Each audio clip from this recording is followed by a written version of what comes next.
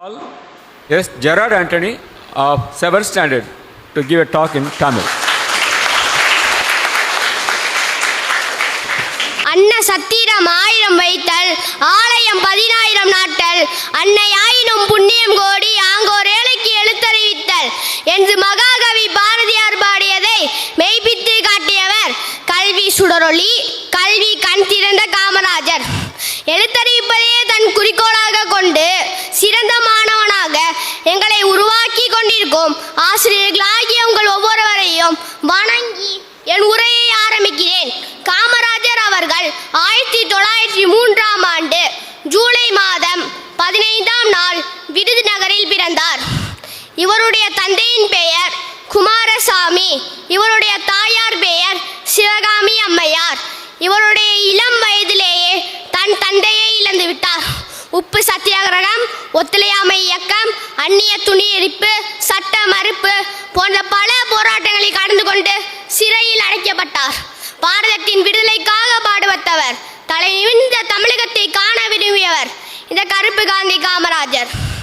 1954ஆம் ஆண்டு அனைவரின் பேராதரவுடன் தமிழ்நாட்டில் முதலமைச்சராக பதவியேற்றார்.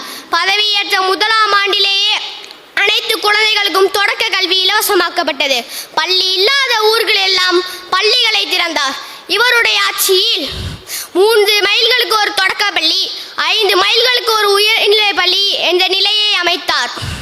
ஏழை பணக்காரர் என்ற வேறுபாடு இருக்கக்கூடாது என்பதற்காக சீருடை திட்டத்தை கட்டாயமாக்கினார். கட்டாய கல்வி, இலவச மதிய உணவு திட்டம் போன்ற பல திட்டங்களை உருவாக்கினார். காமராஜர் அவர்கள் ஒரு முறை மாடு மேய்த்து கொண்டிருந்த சிறுவனிடம் பள்ளிக்கு செல்லவில்லையா என்று கேட்டான். அதற்கு அந்த சிறுவன் உணவு தருவீர்களா என்று கேட்டான். இதனால் கொண்டு வந்த திட்டம்தான் மதிய உணவு திட்டம்.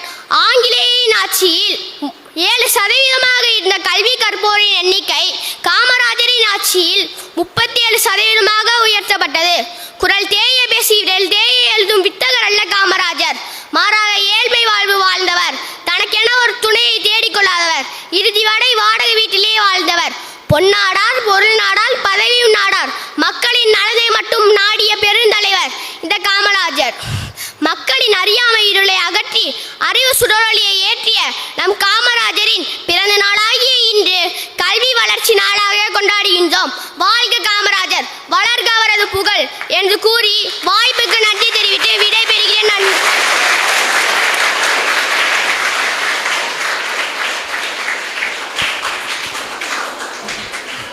Very good, Gerard Anthony.